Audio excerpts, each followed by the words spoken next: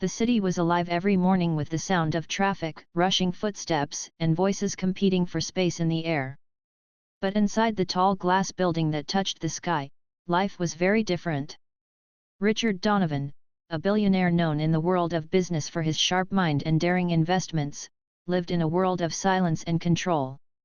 Every day, his routine was planned to the minute. From the time he opened his eyes, his staff knew exactly what coffee he wanted, which suit he would wear, and how many meetings he had before lunch. His world was full of success, yet strangely empty. Richard had spent his youth chasing one dream after another. He had once been a man with little money and endless ambition. Long hours, sleepless nights, and constant risks had turned him into one of the wealthiest men in the country. Now he had everything most people only dream of: private jets, mansions across continents, and a company worth billions. To the world, Richard was the man who had it all. But behind the golden doors of his success, there was a life that money could never fix. Richard was a single father. His daughter, Emily, was 9 years old, a child with soft brown eyes and a gentle smile that could light up the darkest day. But Emily was born with a condition that made it hard for her to walk and use her hands. She needed constant care, special therapy, and patience. Richard loved her with all his heart, but he often felt like a stranger in her world. He provided the best doctors, the best equipment, and even built a therapy room in their home, yet he could never shake the feeling that something was missing. Every morning, when he left for work, he saw Emily sitting quietly in her chair by the window, watching the world outside. Sometimes she waved at him, her movements slow and unsteady, and he waved back before stepping into his waiting car. And every night, when he returned, he found her asleep, her favorite stuffed rabbit tucked under her arm. He kissed her forehead, but most of the time, their conversations were short, limited to the time he could spare between phone calls and meetings. Richard was proud of his daughter, but at the same time, he was haunted by guilt. He wondered if she noticed his absence, if she knew that he wanted to be close to her but didn't know how. Whenever he tried to feed her or help her with small things, his hands shook, not from weakness but from fear of failing her. Nurses and caregivers seemed so much better at it. They knew how to be patient, how to wait as she struggled with a spoon or tried to form a word. Richard, on the other hand, was a man used to speed, to solutions that came quickly. He didn't know how to slow down for her. His days were filled with numbers, contracts, and people who spoke about profits and losses. But his nights were filled with silence. Sometimes he sat in his grand dining room, a table that could seat 20, with only one plate in front of him. The emptiness of the room echoed in his chest. All the wealth around him felt like dust compared to the smile of his little girl. And yet, he didn't know how to reach her fully. One Friday evening, as he prepared to leave his office, his assistant walked in with a list of weekend events. Richard scanned the paper without interest. Charity dinners, business conferences, invitations to exclusive parties. His calendar was full, but his heart was not in it. For once, he wanted something simple. He wanted to do something that didn't involve cameras or contracts. And almost without thinking, he called his driver and told him to take the long way home. When he reached his mansion, he found Emily in the living room, playing quietly with her blocks. She looked up at him and smiled. It was a small smile, but to Richard, it was more precious than any treasure.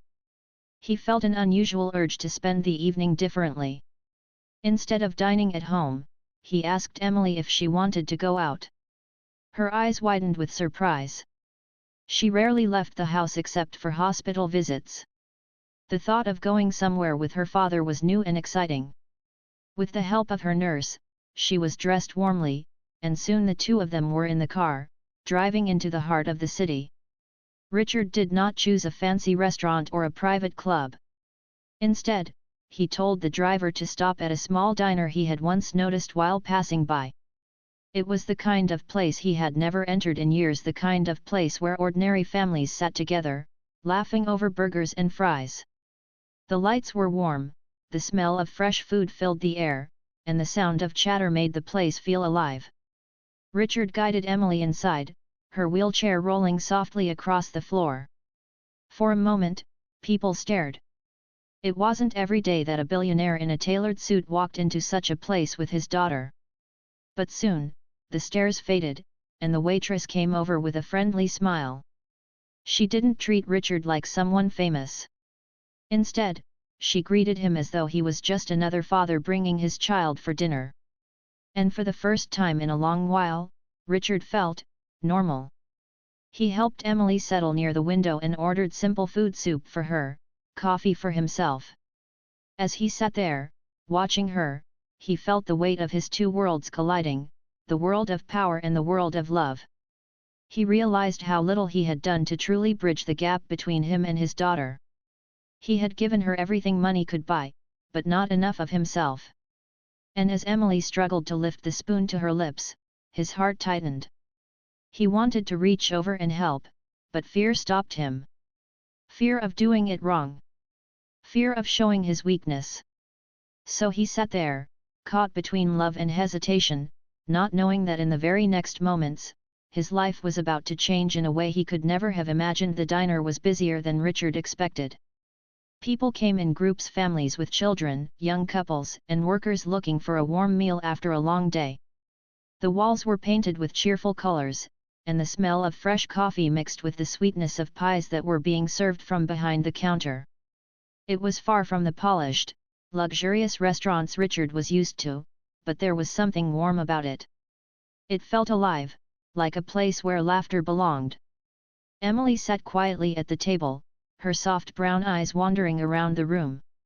She seemed curious about everything: the jukebox in the corner playing old songs, the waiters balancing plates, and the children at the next table eating ice cream with wide grins. Richard noticed her eyes brighten in a way he rarely saw at home. He realized that simple places like this, places full of ordinary life, were new for her. He felt glad he had chosen to come here instead of another silent evening at their mansion. The waitress who came to their table had a warm smile that immediately made Emily comfortable. Her name tag read Anna. She was in her early 30s, with kind eyes and a voice that carried gentleness. "What can I get you both tonight?" she asked. Richard ordered a coffee for himself and soup for Emily. He was used to ordering without asking Emily much, but Anna knelt slightly so she could face the girl directly. "Sweetheart, do you like chicken soup or tomato?" she asked softly. Emily blinked, a little surprised that someone was asking her instead of deciding for her. With effort, she whispered, "Tomato." Anna smiled, gave her a little nod, and wrote it down. Richard sat back, watching this simple exchange, feeling something stir inside him. When the food arrived, Anna placed the bowl of soup gently in front of Emily. The spoon was placed carefully beside it. Richard looked at his daughter, knowing the challenge she faced. Emily lifted the spoon slowly with her unsteady hands. She tried once, twice, but each time the spoon slipped, spilling a little soup back into the bowl. Richard's chest tightened as he watched. He wanted to help, but the same fear returned: the fear of failing her, of making her feel small. So he just sat there, his hand tightening around his coffee cup. Anna, however, had been watching quietly. Without a hint of judgment or pity, she stepped closer. "May I help you, sweetheart?" she asked gently. Emily looked at her father, as if asking for permission. Richard gave a small nod, unsure what else to do. Anna pulled up a chair and sat beside Emily. She picked up the spoon with care, filled it with soup, and held it near the girl's lips. "Here we go," she whispered softly. Emily leaned forward, took a small sip, and smiled. Richard froze. That smile, it was wide, pure, and full of joy. It was a smile he hadn't seen in so long. The billionaire felt his throat tighten. He had spent millions on doctors and caregivers, but in this small diner, with the waitress feeding his daughter, Emily looked happier than he had ever made her. The scene unfolded like a lesson, simple yet powerful. He had been too busy, too afraid, too distant. But Anna showed him in that one moment what patience and kindness looked like. Emily giggled after another spoonful, her little hands trying to help by holding the edge of the spoon. Anna encouraged her, not rushing, not correcting harshly, but cheering her on for every small effort. Richard leaned back, almost in disbelief. Around him, the diner carried on with its noise plates clattering, people laughing, music playing, but for him, time had slowed. All he could see was his daughter, and the stranger who cared for her as though she had always known her. Richard felt something shift inside his heart. He had always believed he could solve problems with money. But watching Anna feed Emily, he realized money could never buy this kind of compassion. This was something deeper, something human. He suddenly wondered how many times Emily had needed him in these small ways, and how many times he had missed the chance because he was buried in meetings and contracts. Anna didn't look at Richard with curiosity about who he was. She didn't ask about his wealth or his status. She focused entirely on Emily. That alone humbled him. Most people treated him with respect because of his power, but here was a woman treating his daughter with respect simply because she was a child who deserved care. As Emily finished her soup with Anna's help, Richard finally spoke. His voice was softer than usual. "Thank you," he said. Anna looked at him and smiled warmly. "She's a wonderful girl.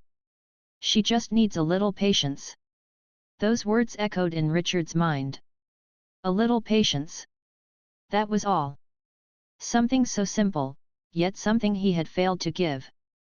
He looked at Emily, who was now beaming at Anna as though she had made a new friend. Richard felt both grateful and ashamed. He wondered how a stranger could bring out such happiness in his daughter, while he, her father, had struggled for years. When Anna stood up to attend to another table, Emily tugged gently at her father's sleeve. Her lips curved into another small smile, and she whispered, "She's nice." Richard nodded, his eyes heavy with emotion. "Yes, she is," he replied, but deep inside, he was thinking of how much he needed to learn from that kindness. For the rest of the evening, Richard barely touched his coffee. He just sat there, watching Emily laugh softly as she watched people move around the diner. Every so often, Anna returned to check on them, always speaking directly to Emily, making her feel seen. Richard realized how rare that was. Many people looked past Emily, seeing only her disability. But Anna saw her as a child first. When it was finally time to leave, Anna brought a small cookie for Emily, wrapped in a napkin. "For you, sweetheart," she said with a wink. Emily's eyes sparkled as she took it, holding it close like a treasure. Richard paid the bill quietly, but when Anna thanked him, he found himself saying something unusual for him, "No, thank you for tonight." As he wheeled Emily back to the car, the cool night air wrapped around them. The city lights sparkled in the distance, but Richard barely noticed them. His mind was full of the image of Emily's smile, the way she looked when Anna fed her. He felt like he had just witnessed something that would not leave him. That night, as he tucked Emily into bed, she whispered, "Daddy, can we go there again?" Richard's heart softened. He nodded slowly, brushing her hair back from her forehead. "Yes, Emily. We'll go again." When he left her room and walked through the quiet halls of his mansion, he felt different. The walls no longer looked grand, they looked lonely. The emptiness of his success had never been clearer. For the first time in years, he wasn't thinking about numbers or deals. He was thinking about patience, about kindness, and about how a stranger in a small diner had reminded him what mattered most. The next morning, Richard woke earlier than usual. The sun had only begun to paint the sky with soft orange light, but he was already sitting by the window of his study, staring at the city skyline. His mind was restless. He couldn't stop thinking about the night before, about the way Emily's face lit up in the diner, about the patience of the waitress who treated her with such care. That scene replayed in his head again and again, reminding him of everything he had overlooked. He thought about all the years he had given Emily the best doctors, the most advanced machines, and the finest tutors, but had forgotten the simplest gift of all his time. He realized that love wasn't measured in money or in the comfort of expensive things. It was measured in moments of presence, in the gentle patience that Anna had shown his daughter.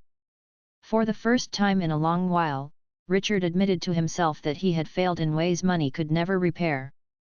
Emily woke later that morning with a sleepy smile. When Richard walked into her room, she looked surprised to see him there. He was usually gone before she opened her eyes. "Good morning, Daddy," she said softly. Richard sat beside her bed and kissed her forehead. "Good morning, sweetheart." The simple exchange felt unusual, but comforting. At breakfast, Richard decided to help Emily eat. He picked up a spoon of cereal, his hands trembling slightly, and held it out. Emily looked at him carefully, as though she wasn't sure if he would last more than a few tries. But when she leaned forward and took the spoonful, Richard felt a quiet warmth rise in his chest. He fed her another, then another, and soon, Emily began to giggle softly. It was clumsy, slower than the way the nurse usually helped, but it was theirs. The nurse, standing nearby, smiled in approval. "She enjoys when you do it," she said. Richard looked at his daughter, who gave him a small nod as though to confirm it. His heart swelled with both joy and regret. Why had he waited so long to do this? Why had he let fear stop him from sharing such simple moments with her? Later that day, Richard cancelled 2 meetings. His assistant was surprised. "Sir, these are important investors," she reminded him. But Richard shook his head firmly. "Family is important too." It was a sentence he rarely used, but one that felt right in his mouth for the first time. Instead of rushing to the office, he took Emily for a drive. They rolled through the park, watching children fly kites and families enjoying picnics. Emily's eyes sparkled as she watched balloons rising in the air. Richard parked the car and asked her if she wanted to go closer. With the help of her chair, he pushed her along the path, letting her feel the breeze and listen to the laughter of children around her. She pointed to an ice cream stand, and though she struggled to form the words, Richard understood. He bought her a cone, holding it carefully as she licked it with delight. For a moment, they blended into the crowd like any other father and daughter. That night, when he tucked Emily in, she whispered, "Today was fun." Richard's throat tightened, and he nodded, brushing a strand of hair from her face. "Yes, sweetheart. We'll have more days like this." In the quiet of his room, Richard sat alone, reflecting on how one evening in a diner had stirred something he had buried for years. The image of Anna feeding Emily came back to him, reminding him of the kind of father he wanted to be. She had shown him, without realizing it, that love wasn't about perfection. It was about patience, kindness, and effort, no matter how small. Over the next week, Richard's routine began to shift. Instead of endless nights in his office, he came home earlier. He joined Emily for dinner, helped her with her toys, and even began reading to her at bedtime. Each night, her laughter grew a little louder, and her trust in him deepened. The staff noticed the change. The house that once echoed with silence now carried the gentle sound of father and daughter sharing moments together. But Richard knew it wasn't enough. He wanted to do more.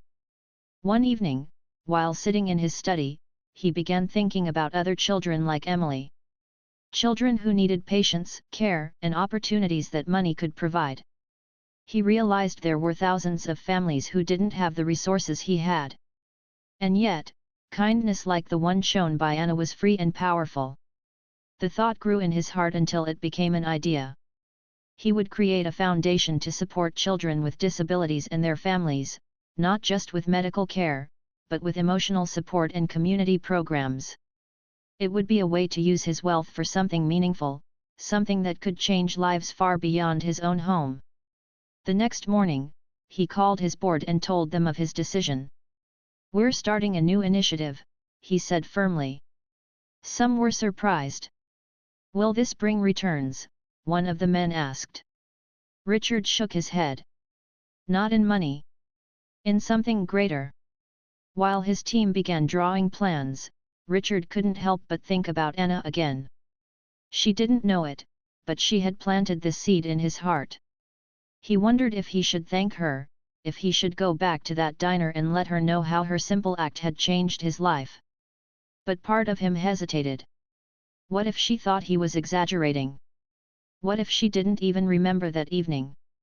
Still, Emily asked him often, "Daddy, can we go back to the diner?" Her eyes shone every time she spoke of it.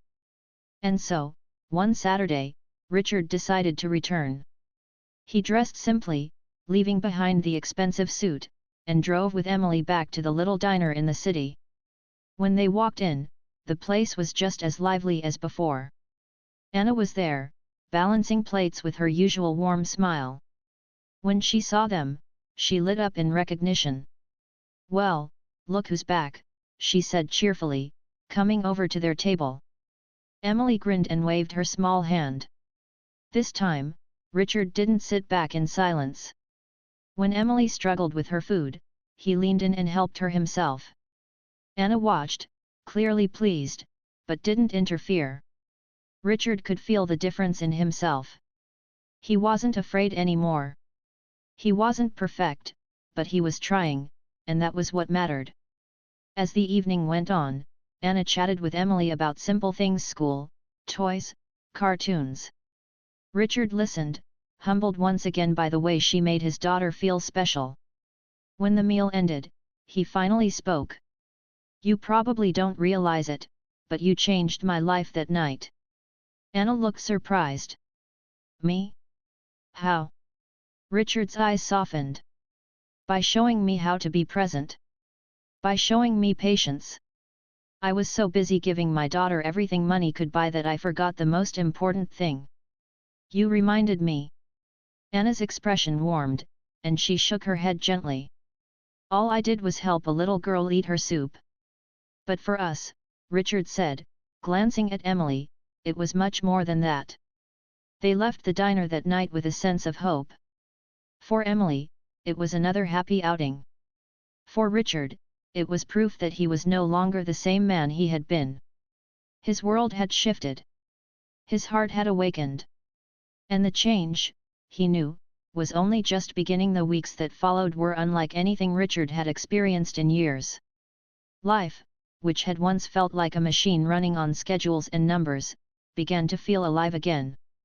Each morning, instead of rushing straight into meetings, Richard spent time with Emily. He would sit by her side during breakfast, carefully helping her with small bites, smiling whenever she managed to hold the spoon on her own. Sometimes she spilled, sometimes she struggled, but Richard never grew impatient now. He had learned to see every effort as progress, every little success as something worth celebrating. Emily's laughter became the sound that filled the house. The once silent halls echoed with her giggles, and Richard noticed even the staff seemed happier. It was as if the warmth between father and daughter had spread through the entire home. For years, the mansion had felt like a cold palace, beautiful but lifeless. Now it was slowly becoming a home. Still, Richard could not forget Anna, the waitress who had unknowingly sparked this change. He thought about her kindness often, the way she had treated Emily with gentle patience, and the way she had spoken to him not as a billionaire, but as a father. That memory stayed with him like a guiding light. One Saturday afternoon, Richard and Emily returned to the diner again. By now, it had become their little escape from the glittering world they usually lived in. The moment they entered, Anna recognized them and hurried over with her familiar warm smile. "Back again," she said cheerfully, bending slightly to wave at Emily. Emily grinned, her small fingers waving back. This time, Richard felt more comfortable talking. He asked Anna about her day, her work, and her life. She answered honestly, telling him about the long hours, about balancing 2 jobs, and about how she was saving money to take care of her younger brother, who had medical needs of his own. Richard listened carefully, feeling humbled by her story. Here was a woman who had far less than him, yet carried more patience and strength in her heart than many people he had known. As they ate, Richard tried to feed Emily himself. Anna stood nearby, watching with a proud smile. "You're getting the hang of it," she said lightly. Richard chuckled. "Learning from the best teacher," he replied. Anna laughed softly, shaking her head, but inside, she felt touched. That night, after returning home, Richard thought long about Anna's story. He realized how many people lived lives of quiet struggle, working hard every day just to keep their families afloat. His world had been built on excess, but theirs was built on sacrifice. He felt both guilty and inspired. He wanted to do something, not only for his daughter but for people like Anna and her brother, for children who needed care, and for families who gave everything to support them. The next morning, Richard made a bold decision. He called his company directors and announced that he was setting up a foundation focused on children with disabilities and their families.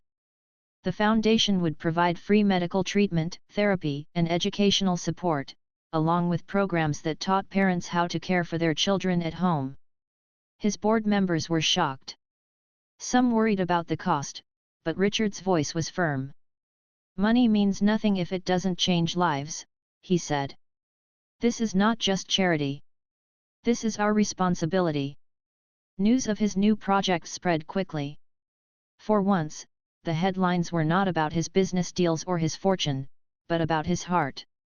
People praised him, but Richard knew the truth. The real praise belonged to Anna, the waitress who had reminded him what it meant to care. In the days that followed, Richard and Emily continued their visits to the diner. Each visit deepened their bond with Anna. Emily adored her, often giggling whenever Anna told her simple stories or showed her little tricks, like balancing a tray on one hand. Richard found himself enjoying their conversations too. Anna was different from anyone he had met in his world of wealth. She was honest, humble, and strong. She didn't see him as a billionaire, she saw him as a father trying to do his best. That made her words matter even more. One evening, as they sat in the diner, Emily dropped her spoon by accident. It clattered to the floor, and she looked embarrassed. But Anna quickly knelt, picked it up, and said cheerfully, "Happens to the best of us." Emily giggled, the worry vanishing from her face. Richard watched quietly, realizing once again how Anna had a gift for making people feel seen and safe. On their way home that night, Emily whispered, "Daddy, Anna is nice like family." Richard felt his chest tighten at her words. He smiled, nodding slowly. "Yes, sweetheart, she is very nice." But inside, he thought about how much truth there was in her innocent observation. The foundation began its work soon after. Families from across the city came for support. Richard often visited, bringing Emily along.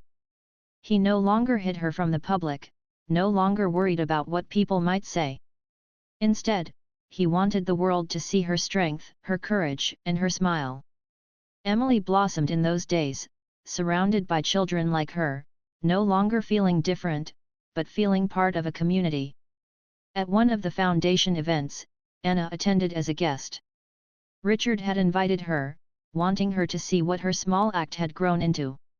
When she arrived, she was amazed by the sight: hundreds of families gathered, children playing, volunteers helping with joy. Richard stood on stage and spoke. He talked about how one moment of kindness had changed his life, how he had been reminded of the true meaning of love by someone who never sought recognition. Though he didn't mention her name, his eyes found Anna in the crowd, and she understood. After the event, Richard approached her. "Do you see what you started?" he asked softly. Anna shook her head with a smile. "You started this. All I did was feed a child." Richard looked at Emily, who was playing nearby with other children, laughing freely. "You did more than you know," he said. From that day, their connection grew deeper. Richard no longer saw Anna as just a waitress, he saw her as a friend, someone who had given him a new direction in life. Emily loved her visits, and Anna often came to the mansion, helping Emily with her food or playing simple games. Each time, Richard felt a growing sense of gratitude. One evening, as the three of them sat in the garden, Emily looked up at the sky and pointed at the stars. "Look, Daddy," she whispered, "they're shining." Richard nodded, holding her hand. Anna smiled beside them, the moment simple yet filled with peace. Richard realized then that wealth and success had never brought him this kind of happiness. It was love, patience, and companionship that filled the emptiness he had carried for years. The transformation in Richard's heart was no longer just beginning, it was alive and real. And though he had once believed his life was complete with riches, he now knew the truth. It was not money but love, shared in the simplest acts, that gave life its true meaning. Time passed quickly, but the changes in Richard's life were steady and clear. What had once been a life of endless business trips, phone calls, and contracts had turned into something softer, something far more meaningful.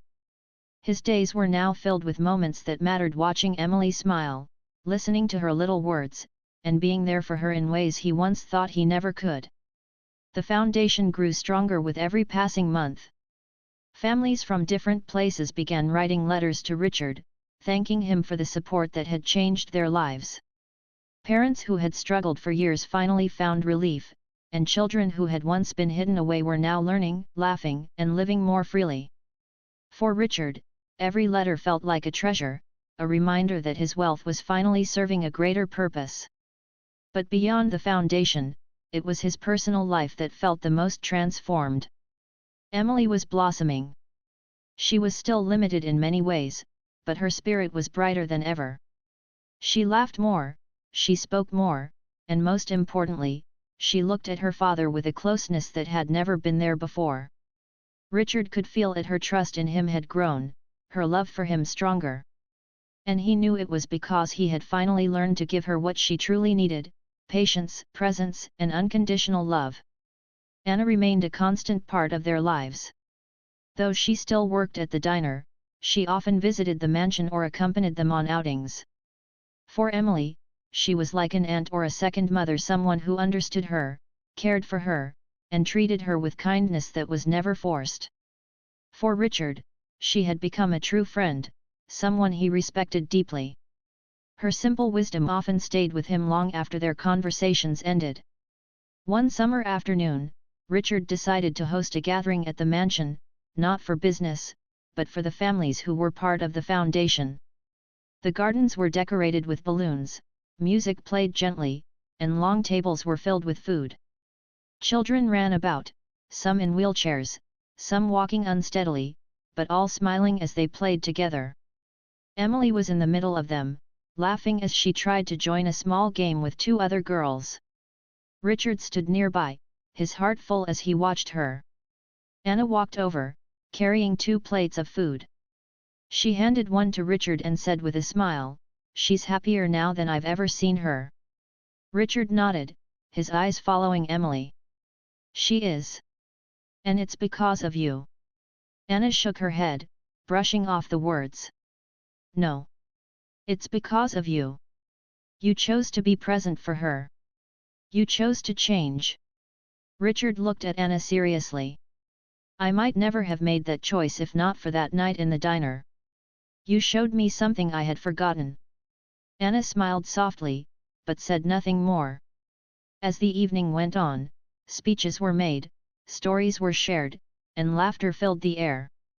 When it was Richard's turn to speak, he stood on the small stage, Emily by his side.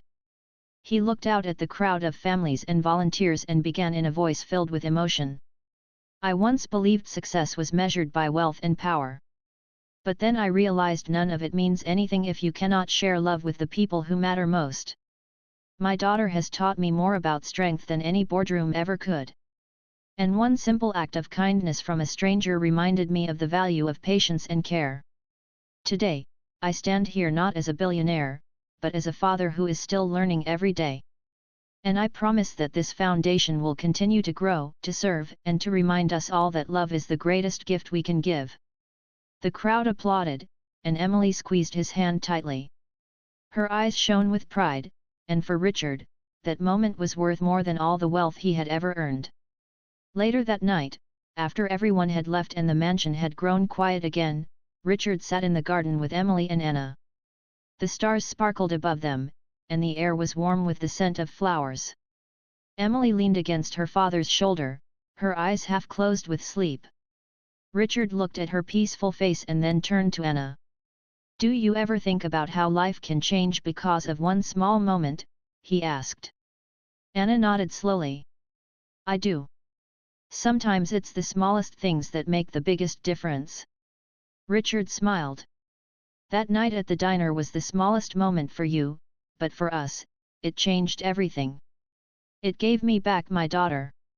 It gave me back myself." Anna's eyes softened, and she looked at Emily. "She's the reason. She has a way of touching hearts." Richard followed her gaze. "She does. But I think you do too." Silence fell between them for a while, comfortable and calm. The garden lights glowed softly, and the sound of crickets filled the air. Emily stirred in her sleep, and Richard gently lifted her, carrying her inside to her bed.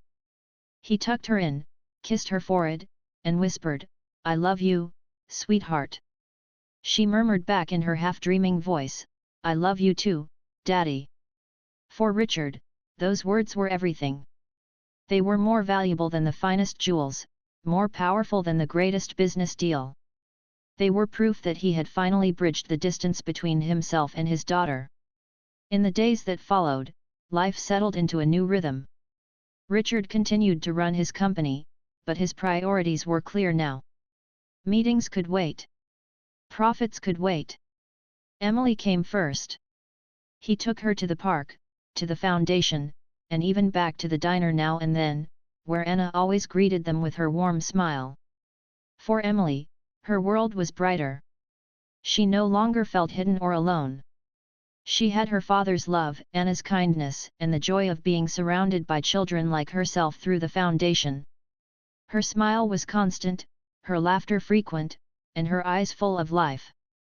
And for Anna, her life too began to change. With Richard's support, she was able to help her brother more, easing the burden she had carried alone for years. She never sought riches or recognition, but she found fulfillment in knowing she had made a difference. Years later, when people spoke of Richard Donovan, they no longer spoke only of his fortune. They spoke of the man who turned his wealth into hope for others, the father who changed for his daughter, and the man who was humbled by a simple act of kindness. And though not everyone knew the full story, Richard, Emily, and Anna carried it in their hearts. It all began with a bowl of soup in a small diner, with a waitress who fed a little girl with patience and love. That moment became the seed of transformation, one that grew into a life filled with purpose, connection, and love. And as Richard sat one quiet evening, years later, watching Emily smile as she played in the garden, he realized that the greatest fortune he had ever gained was not in money, but in love, the kind of love that changes everything forever.